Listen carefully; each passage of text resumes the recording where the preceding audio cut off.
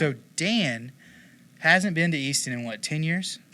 Or longer. 10 years or longer. Yeah. And what'd you do yesterday? Factory tour. What'd you think? You finally let me into the part of the building I've been wanting to see forever. My mind was blown. The dungeon, the carbon dungeon? Yeah. There you go. We call that process AccuCarbon. First aluminum alloy, 1938. Yep. That's crazy. Yep. It's Aluminum wild. still always has my interest. I Yeah. killed more elk with an FMJ than any arrow. Yep. Been pretty partial to the Parallel Pros the last Pretty couple darn, yeah. years. But dude, it's been over 10 years. Oh, I'm yeah. excited. And Riley's a history buff. Dude, you're going to That enjoy Easton this. Museum, Oh, yeah. we're here for it. Yeah. Take it to aluminum. So I might have to put some headphones in because it gets kind of loud back out there.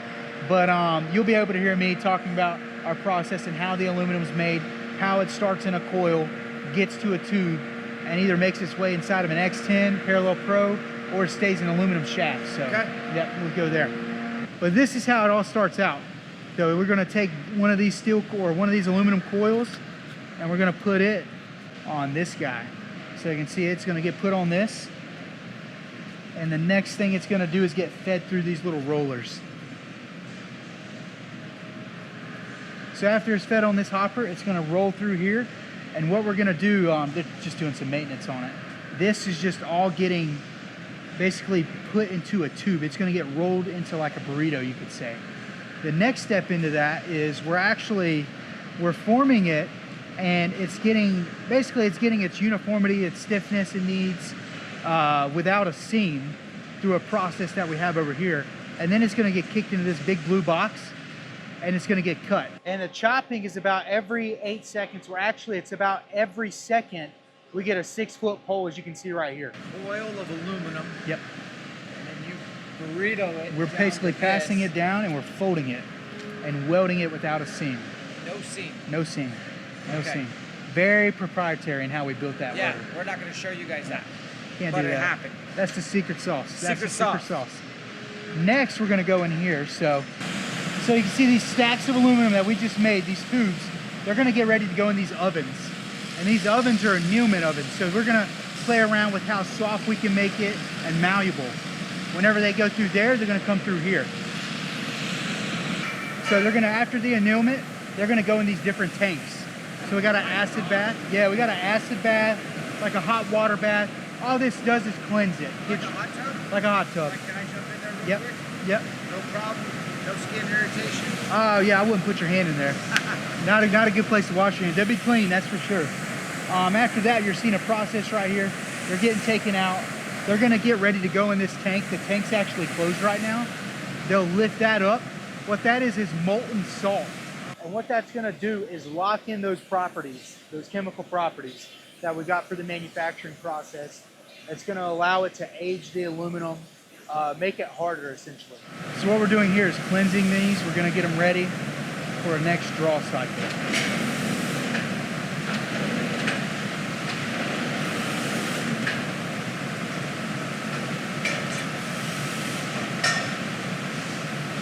We're gonna let it hang. Take the hooks off.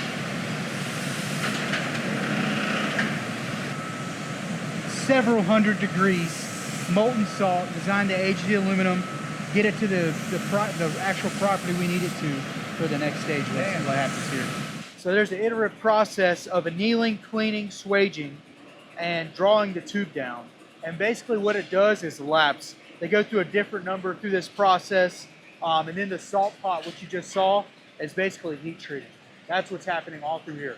Basically, the salt pot is to enhance mechanical properties, is what we're seeing here. So what we've got here, this is rotary straightening. We're making sure those tubes of aluminum, after they've been welded without a seam, they're coming here and they're getting made straight. So you see how small that end, it started out like that, and it gets worked into that. So this area is what we call the draw bench area. What we're doing with that aluminum that we just made and swedged on the end, we're getting ready to stretch it and expand it. We're gonna pull it through a single die. It's gonna make it grow essentially. So you can see the size that he's got right there. See, they're not too large. He's about to pull it through this die. You're gonna see it come down. And watch watch how long they get. They probably grew a foot in size. They just got smaller in diameter.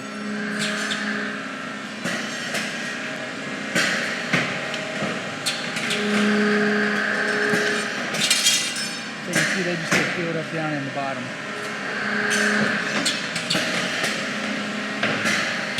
All right. First draw, second draw, third draw, fourth, fifth. This is what's inside of an X10. That little guy right there. So it's gonna start out on its first draw. It's gonna start out this big. So that's the tube size it starts as. That is as small as it will finish. So we're taking it from this guy to this guy. So AccuCarbon, super proprietary. We didn't really start showing the carbon side of the factory 7 or 8 years ago, I believe, maybe 9. But we had a lot of people that didn't believe that we were actually making, you know, arrows here in the U.S. And Greg said, unleash the hounds, let's show them how it's done. So this is the AccuCarbon station. All right. I have not seen this part. They wouldn't show me when I came. Oh yeah, you're getting set up. Here we go. We got a live one. How's it going, man? Going well, going well. You're good, brother. You're good. This is insane. This is where the magic happens. So what we're doing here is we're working with spindle fibers and their own rollers. They're going to go through a single die and a single mandrel through here, and they're going to come out in a tube. So this piece up here you won't be able to film. It's just super proprietary. You can film this part, yeah.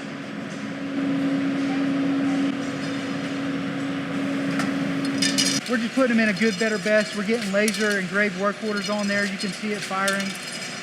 This is a hopper. We're just feeding the arrows in, getting ready for it to go for the next time. And it's just makes it easier for sorting and stuff. So where we're going next, fortunately you can't see. That's the X10 process.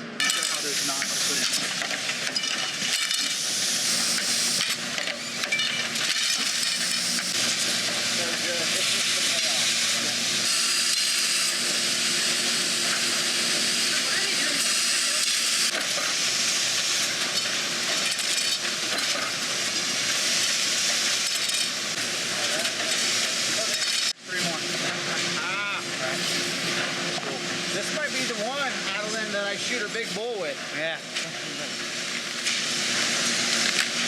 Pull out your arrows and we'll set them on here as well. Okay.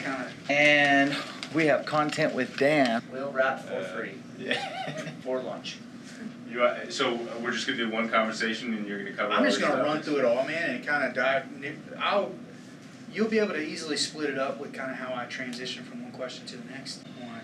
It's a seamless process in which carbon gets wrapped over a mandrel instead of around it.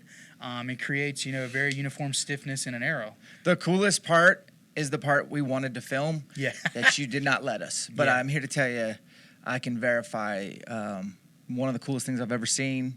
It's like almost like magic. Yep. And it really is made here in the States. Yep.